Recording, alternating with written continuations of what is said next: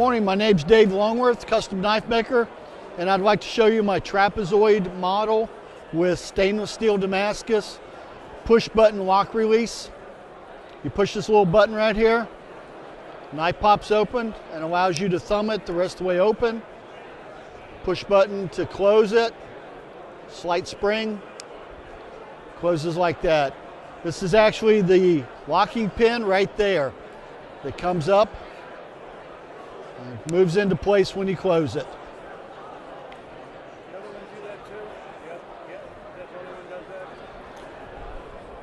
that? I've got these. I thought the other ones did that too.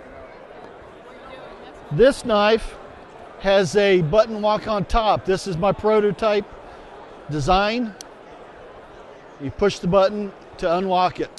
Very strong, very simple design, very smooth. Do that again. I want to get a close up. This one? Button lock.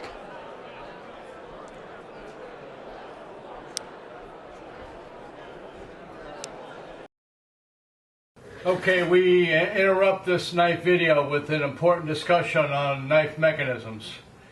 And that's kind of what my channel's about. So I think I should discuss that. First of all, if you don't know what a high-end knife looks like, you've just seen two of them. David has a great skill in making knives, and I want to also say it was a pleasure to meet him and his wife at the Blade Show. They're two of the nicest people you ever want to meet. I checked my equipment before I go there, and then I go up to him and I see this really interesting knife, and the battery goes out in the camera for some reason. The SD card was full, go figure. Checked it, and the battery went out in the audio. Everything was a mess. We kind of got through it, put this together. So I'm very happy to be sharing something with you, and we'll have maybe a little more discussion from David. But first off, about some unusual knife mechanisms. Some of these knife makers come along and they make their own knife mechanisms. And they don't patent them or anything like that, because, you know, a patent sets you back about $16,000 and all that other stuff, and you end up in court sometimes anyway, and you got to fight it. It doesn't seem to be worth it. And I think he's got a unique mechanism I've never seen before. I don't think there's anybody else using it, no patent. So he's sort of modest about talking about it, but he did explain to me a little bit about how it worked. We didn't go into any great detail. Certainly, if you really got to have that mechanism, you can buy one. If I really want to learn it, he'll gladly sell me one of his knives. But I thought it was kind of fascinating. Just to talk about the some possibilities of how this mechanism works. By the way, here's what he did share with me. He just said, "Oh well, it's like a lockback, but in reverse." So that really kind of tells me a lot. Now, if you notice on this knife that he's got a button on the top, and in the open position, if you push the button down, it'll unlock the knife. In the closed position, this button goes down, and when you open it, then it'll pop up, and then to release the knife, you take your thumb and push it down. It's a nice mechanism. It's a very nice location. It certainly works for him. So I think I did discuss a little bit with him. I said, does this involve splitting the liner? And I don't know if we connected on that, but I think he kind of agreed with me. So I think it's like some of these mechanisms I've seen where you have the liner and you kind of put a split in it, and then just like in a liner lock where this now becomes a spring, but this moves to the right and left. Now, if you have a thin section, it can move up and down. There's several knives that have this sort of mechanism where this moves up and down. So what I'm thinking is he probably has a blade with a notch in it, and somehow he gets the latch to come up into this notch, and then he's got the button here that somehow pushes this down. So when the blade comes around, it pushes against the latch, and that makes this go down, and then at the same time makes the button go down. And then when you bring the knife around, then the spring will push the notch up. It'll push the button up, push the latch into the notch, and lock the knife. Now, how exactly it does that, I don't know. It's a very smooth action. It works very well. But that's kind of my theory on how it works. And of course, there's some sort of arm that's probably both right and left around the blade.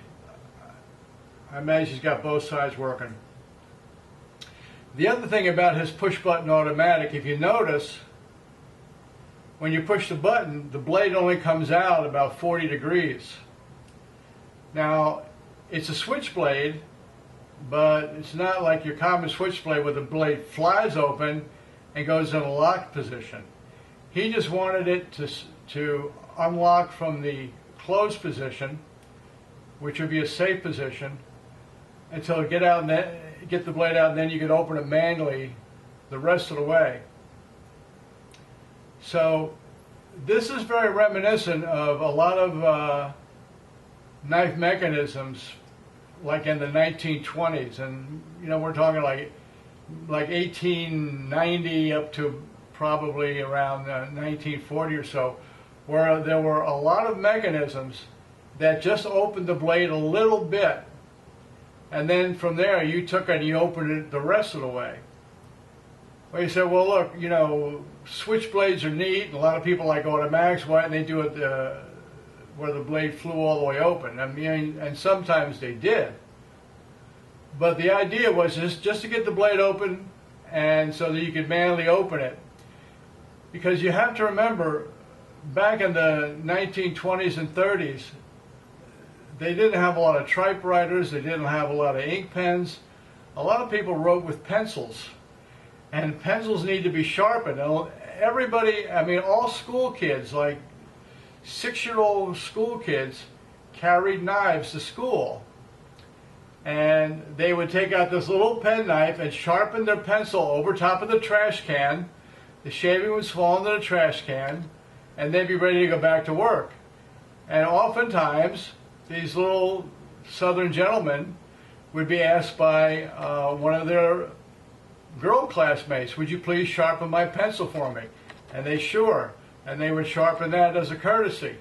So there was a lot of use of little pen knives back there. That's why these knives are so plentiful from that era. And also, they did a lot of little tasks like opening letters. I know there's not much mail going on, but you can open a letter with a pen knife and cut a piece of string and all that.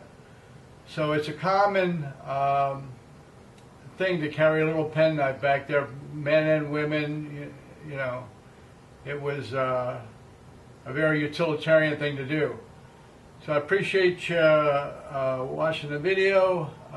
We'll go back and maybe hear a little bit more from David, but unfortunately we have some video issues. So hope you understand. Thanks a lot. Hi, my name's Dave Longworth. Leroy's asked me to show you my proprietary lock system on my folder. Locks securely, simple lock. Push the release button on the top of the knife and the blade closes. Lock button where a lock button should be. Why did you come up with the idea? I wanted to put a lock release on the top. I don't care for putting my hand here like liner locks and frame locks. So I grabbed a knife one day and said, there. Then I designed it based on that desire to put a lock release right there. This is a very simple and strong lock. And simple can be very difficult. I like to make things, almost anything, so I have to be making things, whatever it is. I even make fish. So I make all kinds of stuff. Knives, the mechanisms, the mechanics, the precision, I really enjoy. No CNC, use milling machines, grinders like everybody else, but no CNC, it's all done by hand, finished by hand, all my own designs. I make Damascus, and the steel right there is San Mai.